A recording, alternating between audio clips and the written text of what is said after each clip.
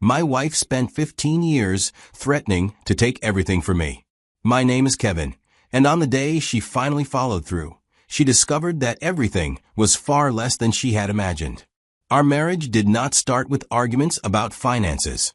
In the beginning, we faced a different kind of struggle, one that wore us down slowly before the money fights ever began.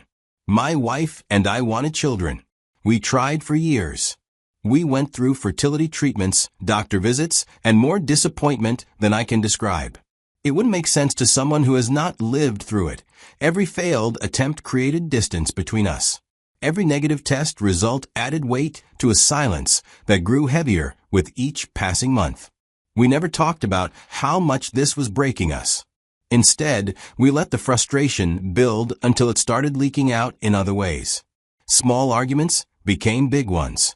Conversations turned into accusations. By the time we accepted that having biological children was not going to happen for us, the habit of fighting had already taken root in our marriage. The fertility struggle did not destroy us directly, but it created cracks in our foundation that everything else eventually fell through. Money became the new battleground after the fertility issues faded into the background. My wife had expectations about how we should live, and those expectations did not match the reality of our financial situation. I ran my own business, which meant our income went up and down depending on how contracts came in and how the market moved. Some years were good. Other years required careful budgeting and saying no to things we wanted. My wife did not see it that way. She believed I was holding back, that I was too cautious with spending, that I was denying her the lifestyle she deserved after everything we had been through together. Every conversation about a purchase turned into a debate. Every bill that arrived in the mail became an opportunity for her to remind me that I was not providing enough. The final argument happened on an afternoon that felt no different from any other. I was home from work and already sensed the tension in the house before she opened her mouth to start a fight directly. Ever since her friend got a new Range Rover, she has been dissatisfied with her 3-year-old RAV4. This interaction started with side comments and nagging. I didn't wait for her to explode. I tried to explain, as I had explained dozens of times before, that our budget did not allow for everything she wanted right now, and that we needed to be patient and strategic about big purchases. She did not want to hear it. Her voice got louder. Her accusations got sharper. She told me I was cheap, that I cared more about anything than about her happiness, that I had wasted the best years of her life. Then she said the words I had heard so many times before. She told me she was going back to her ex-boyfriend. She announced that when she left, she would take half of everything I owned. She delivered this threat like it was a weapon, expecting me to crumble the way I had crumbled in previous years when she said the same thing. In the past, that threat sent me into a panic. I would apologize for things I had not done wrong.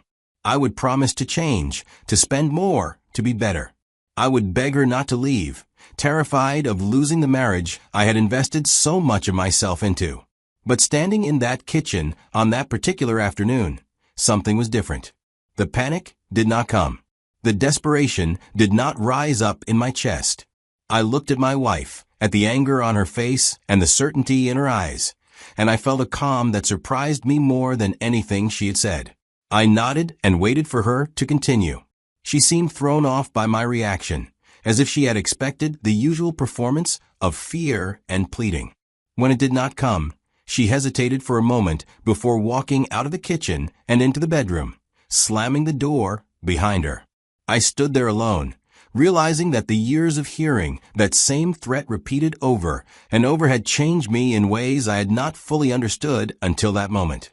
Each time she promised to leave with half of my assets, a small piece of my investment in the marriage died. Each time I begged her to stay, I lost a little more respect for myself and for her.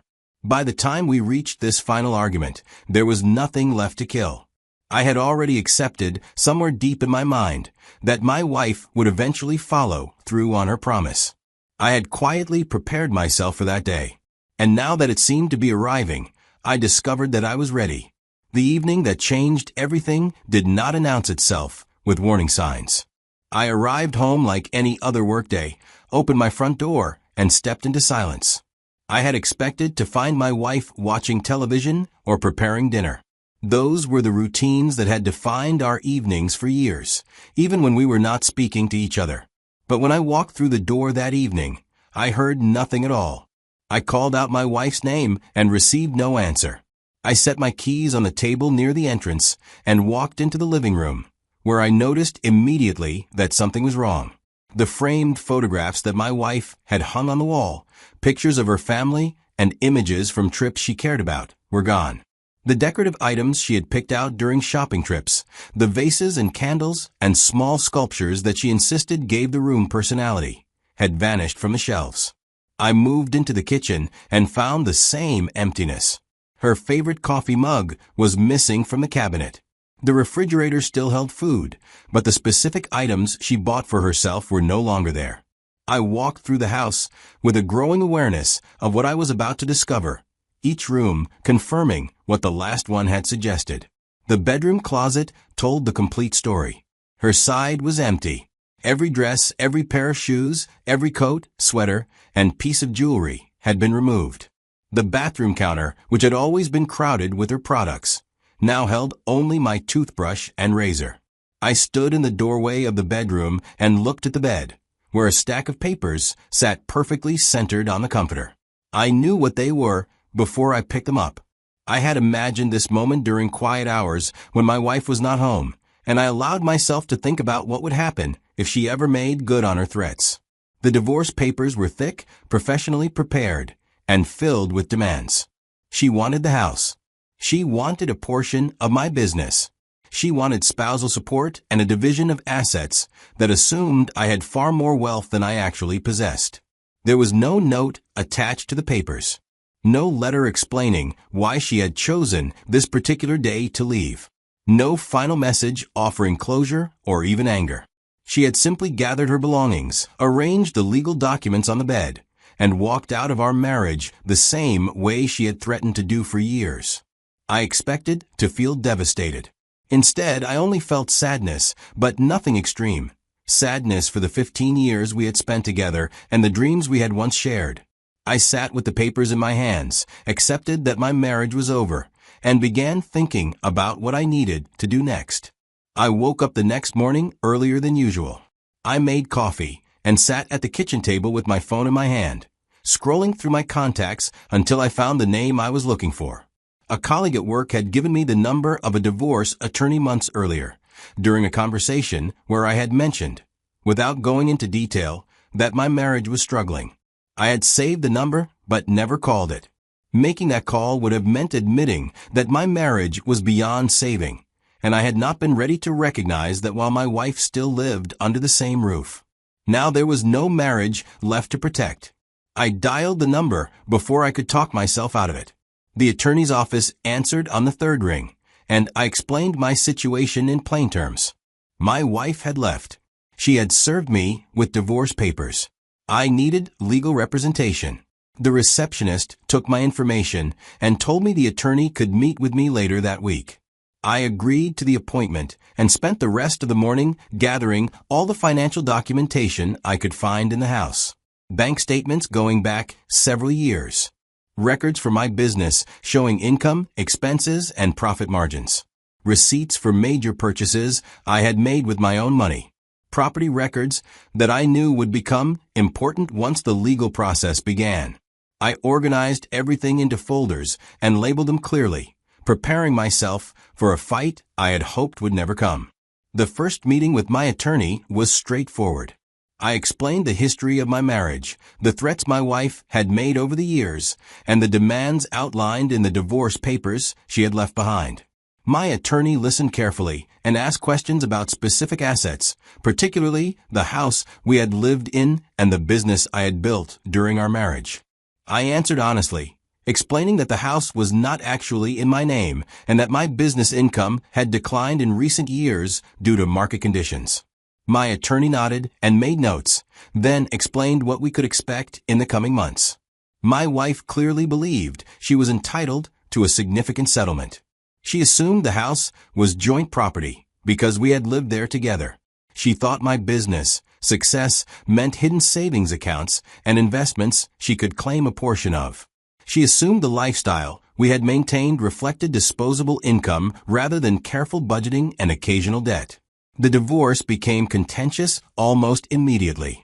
My wife hired an aggressive attorney who pushed hard for maximum financial compensation. Their initial demands were based on the assumptions my wife had held throughout our marriage. Every divorce involves a process called financial disclosure. Both sides are required to present complete documentation of everything they own, everything they owe, and every source of income they receive. This process exists to ensure that neither party can hide assets or misrepresent their financial situation during the division of property. For most divorcing couples, this phase is tedious but straightforward. For my wife, it became the moment when her years of assumptions crumbled into dust. The first major revelation came during a mediation session when my attorney presented the deed to the house. My wife sat across the table from me, flanked by her lawyer, and I watched her face as the document was placed before her. The deed clearly listed my parents as the legal owners of the property. Their names were printed in official typeface, recorded with the county years before my wife and I ever got married. She stared at the paper as if she were looking for an error, some mistake that would explain why my name was there. Her attorney picked up the document and examined it closely, then leaned over to whisper something in her ear. I did not need to hear the words to understand the message. The house she had lived in for 15 years, the home she had decorated and treated as her own, the house she had demanded in her divorce papers, did not belong to me. It belonged to my parents, and there was no legal mechanism for her to claim any portion of it. Her attorney tried to argue around this problem. He suggested that I must have some equitable interest in the property because I had lived there for so long. He proposed that my years of residence created an implied ownership stake that should be considered during the asset division. My attorney responded with additional documentation. I had kept records of every payment related to the house, and those records showed that no money from my marriage had ever gone toward the mortgage, the property taxes, or any major repairs. My parents had covered all of those expenses directly alongside other rental properties they own as retirement cash flow. They had allowed my wife and me to live in the house as a favor while my business was getting established, but they had never transferred any ownership rights to me. The house was theirs legally, financially, and in every way that mattered to the court. My wife's attorney eventually stopped arguing the point because there was nothing left to discuss. The house was simply not part of the marital estate, and no amount of legal creativity could change that fact. The second revelation involved the items my wife had assumed were joint property. During our marriage, I purchased several valuable items for my personal use. After my wife began making regular threats about leaving and taking half of everything, I became more careful about how I made these purchases. I used my personal accounts rather than our joint accounts. I kept every receipt organized in files. I documented each purchase as a separate property in case I ever needed to prove ownership in a legal proceeding. When my wife's attorney requested a list of marital assets to be divided, my attorney presented the receipts and bank records showing that these items belonged to me alone. My wife had assumed that everything in the house was shared property because we lived together, but the law does not work that way. Property purchased with individual funds, documented clearly and never commingled with marital assets, remains personal property. Her list of demands shrank considerably when these items were removed from consideration. The final revelation was the one that seemed to affect my wife most deeply. Throughout our marriage, she had believed that my business success meant I was accumulating wealth somewhere. She imagined savings accounts filled with money I was hiding from her, investment portfolios growing in the background, cash reserves that would fund the lifestyle she felt entitled to claim during the divorce. The financial disclosure destroyed this fantasy. My business had experienced a decline in revenue over the previous few years due to market changes and lost contracts. The bank statements I provided showed modest balances, not hidden fortunes. The investment accounts she expected to find did not exist. I had been living within my means, reinvesting profits in the business during good years and tightening budgets during difficult ones. No secret wealth was waiting to be discovered. The lifestyle we had maintained during our marriage reflected careful budgeting and my parents' generosity with housing, not disposable income one was keeping from her. I watched my wife's face during this portion of the disclosure. She had entered the divorce process confident that she would walk away with a substantial settlement. She had hired an aggressive attorney and made demands that assumed I was far wealthier than I actually was. As each document was presented and each assumption was contradicted by evidence, her expression shifted from confidence to confusion to visible frustration. She whispered urgently to her attorney multiple times during the session. At one point, she interrupted the proceedings to insist that I must be hiding something, that the numbers could not possibly be accurate. My attorney calmly invited her legal team to conduct any additional investigation they wished, knowing that further scrutiny would only confirm what the documents already showed. The meeting ended with my wife looking deflated and her attorney looking as if he were already calculating how to adjust expectations for a much smaller settlement than initially anticipated. The financial revelations did not stop the divorce. By the time my wife understood that she would not receive the settlement she had imagined, the legal process had already advanced too far to be easily reversed. Divorce proceedings build momentum. Papers are filed, court dates are scheduled, and both parties make decisions based on the assumption that the marriage is ending. Stopping that momentum requires cooperation from both sides, and I was not willing to cooperate with any attempt at reconciliation. My wife's attorney likely had a difficult conversation with her after the disclosure sessions concluded. The math was simple and unavoidable. Continuing to fight for assets that did not exist would cost money in legal fees without producing any meaningful return. The house was not claimable. The personal property she had demanded was documented as mine. The hidden wealth she had counted on was a fiction she had created in her own mind. Her options were limited. She could accept a much smaller settlement than she had initially demanded, or she could spend thousands of dollars in legal costs pursuing claims that had no basis in documentation. I imagine her attorney advised her to take what was available and move on, because that is precisely what happened. The aggressive demand softened. The tone of the legal communications shifted. The divorce proceeded toward its conclusion without the dramatic showdown my wife had probably expected. I sometimes wonder whether my wife considered trying to stop the divorce once she realized her financial expectations were wrong. Did she think about approaching me, apologizing for the years of threats, and asking if we could try again? I will never know the answer to that question because she never made any attempt to reach out. But I know what my answer would have been if she had. I would have said no. The marriage had been damaged beyond repair long before she packed her bags and left divorce papers on the bed. Every time she threatened to leave me for her ex-boyfriend, she was telling me where I ranked in her priorities. Every time she announced she would take half of everything, she was revealing how she viewed our partnership.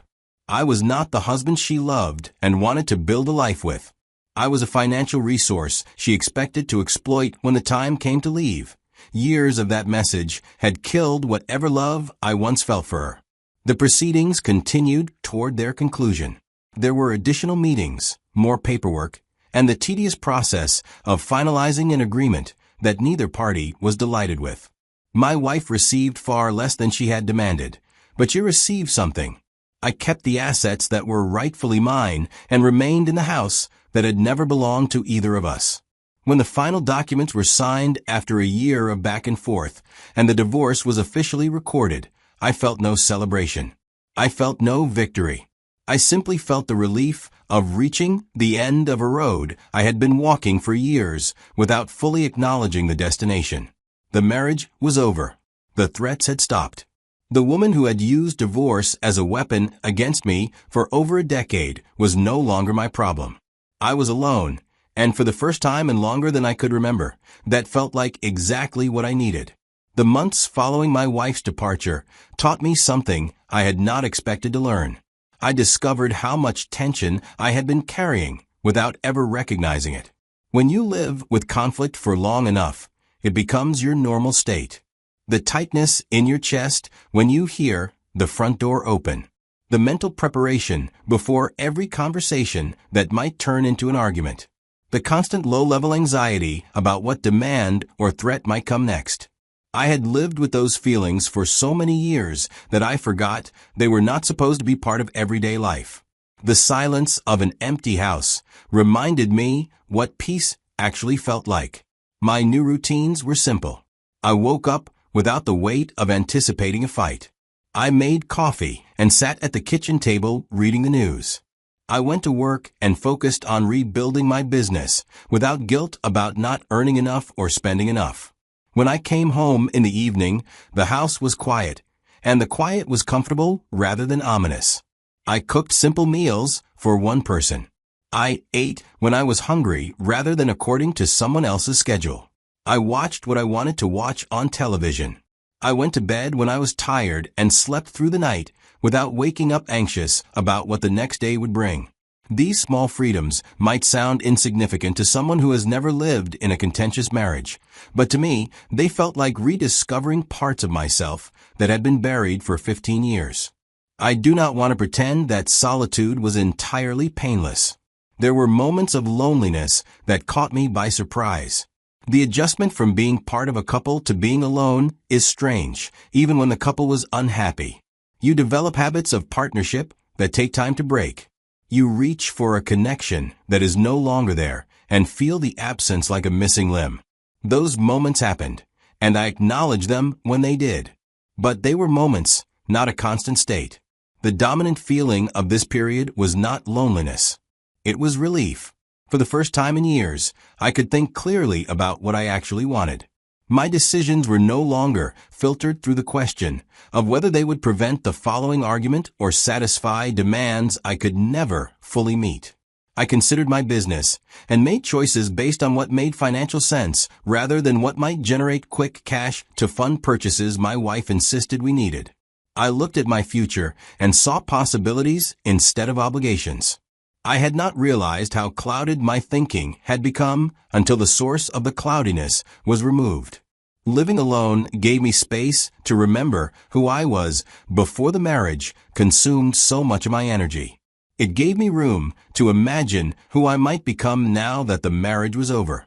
I had spent 15 years trying to save a relationship with someone always ready to leave. Now I could finally focus on building something for myself. Several months after my divorce was finalized, I received a phone call from someone I had not spoken to in quite some time. This was a mutual acquaintance. When I saw the name appear on my phone, I assumed the call was about something unrelated to my ex-wife. I answered without any particular expectation of what I was about to hear. The conversation started with small talk, the usual questions about how I was doing and what I had been up to since the divorce. I gave brief answers without going into detail because I had learned to be careful about how much information I shared with people who still had connections to my ex-wife. After a few minutes, the acquaintance got to the real purpose of the call. She wanted to tell me what had happened to my ex-wife since our marriage ended. I listened without interrupting as she explained that my ex-wife had indeed gone back to her former boyfriend. She had finally followed through on the promise she had made so many times, and she was now living with him. The acquaintance shared additional details that painted a fuller picture of the situation. The ex-boyfriend had never married despite being in his 40s. He had 2 children from 2 different women, neither of whom he had maintained a stable relationship with. This was the man my ex-wife had held up as the superior alternative to me for over a decade. I was not surprised by any of this information. My wife had made her preferences clear throughout our marriage, and I had always known that if she ever left, she would go straight to him. What I had not known, and what the acquaintance revealed during our conversation, was that the reunion had not gone well at all. My ex-wife was unhappy within a few months of being with her ex fully. The ex-boyfriend was not the stable provider she had imagined him to be. The acquaintance did not go into specific details about what was going wrong, but the general message was clear. My ex-wife had traded one situation for another, and the new one was proving worse than what she had left behind. I listened to this information without saying much. When the acquaintance finished speaking, I thanked her for the update and ended the call without committing to any further conversation about my ex-wife. After I hung up the phone, I sat with my thoughts for a while. I examined my own reactions to the news and tried to understand what I was feeling. I searched for satisfaction or vindication, some sense of justice being served or karma coming around to punish my ex-wife for the years of threats and manipulation. I did not find those feelings. I did not feel any joy at the idea of her suffering consequences for her choices. But I also did not feel sympathy strong enough to inspire action. Whatever she was experiencing now was the result of choices she had made freely and repeatedly. Those choices had consequences, and those consequences were hers to navigate without my involvement. About a year and a half after my divorce was finalized, the same mutual acquaintance reached out to me again. This time, the conversation moved quickly past small talk and arrived at a direct request. The acquaintance explained that my ex-wife's situation had deteriorated significantly since our last conversation. The relationship with her ex-boyfriend had gotten worse rather than better. They were fighting constantly, and the financial stability my ex-wife had hoped to find with him had never materialized. She was struggling to support herself and had apparently expressed to mutual friends that she was in a difficult position with few options available to her. The acquaintance framed the request carefully, appealing to the years my ex-wife and I had spent together. Surely, after 15 years of marriage, there was some residual concern for her well-being. I could find it in myself to help her in some way during this difficult time. I did not respond immediately. I sat with the request and considered it seriously rather than dismissing it out of hand. I thought about the 15 years my ex-wife and I had shared. I remembered the early days of our marriage when we were united against the challenges of fertility treatments and the disappointment of failed attempts at having children. I remembered moments of genuine partnership before the pattern of threats and financial arguments poisoned our relationship. I tried to recall the person my wife had been before she began treating our marriage as something she could exit whenever she felt unsatisfied. I searched for the compassion that the acquaintance was asking me to access, the sense of obligation that comes from having built a life with someone, even when that life ultimately fell apart. After this reflection, I responded directly to the acquaintance. I told her that there was nothing I could do to help my ex-wife, and there was nothing I was willing to provide. The acquaintance seemed disappointed by my response. She pushed back gently, suggesting that I could help in small ways that would not require significant sacrifice on my part. I repeated my answer without elaborating further. The conversation ended shortly after that, and I had the sense that the acquaintance now viewed me as cold or heartless for refusing to assist someone I had once been married to. I felt clear about my boundaries and firm in my decision. Reopening contact with my ex-wife would mean reopening every source of conflict and stress I had worked to escape over the past 18 months. It would mean inviting back into my life a person who had spent years threatening to leave me, criticizing my choices, and treating me as a backup plan rather than a partner. Even if I sent money or offered assistance, that act of kindness would create a connection. It would signal that I was still available to be called upon when things went wrong in her life. It would position me as a resource she could return to whenever her current situation became uncomfortable. I had already endured more than a decade of being told I was not enough, while simultaneously being expected to provide everything she wanted. I was not willing to give any more. My ex-wife had made her choice when she left divorce papers on our bed and went back to the man she had always preferred. Now she was living with the results of that choice, and those results were not my responsibility. After my conversation with the mutual acquaintance about helping my ex-wife, I took a series of final actions that closed the door on any future contact. I went through my phone and blocked my ex-wife's number so that she could not call or text me directly. I opened each of my social media accounts, removed her from my connections, and adjusted my privacy settings to ensure she could not view my profile or send me messages. I deleted her contact information entirely rather than leaving it stored somewhere I might be tempted to use during a moment of weakness. These actions took only a few minutes to complete. Any form of contact with my ex-wife, no matter how small or well-intentioned, would invite her back into my life. A single text message could lead to a conversation. A conversation could lead to a request for help. A request for help could lead to an ongoing obligation that would consume more and more of my energy and attention. I had seen this pattern before in the marriages of other people I knew. Former spouses who maintained friendly contact often found themselves pulled back into the drama and conflict of their past relationships. I was not willing to take that risk. The boundaries I established needed to be absolute because anything less than absolute would leave cracks that my ex-wife could eventually exploit. Looking back on my marriage from the position of someone who had emerged on the other side, I could see clearly what my ex-wife's choices had revealed about the value she placed on our relationship. My life after divorce has been defined by the quiet, stability, and clarity I discovered during the months of living alone, and I am at peace with the life that choice has given me.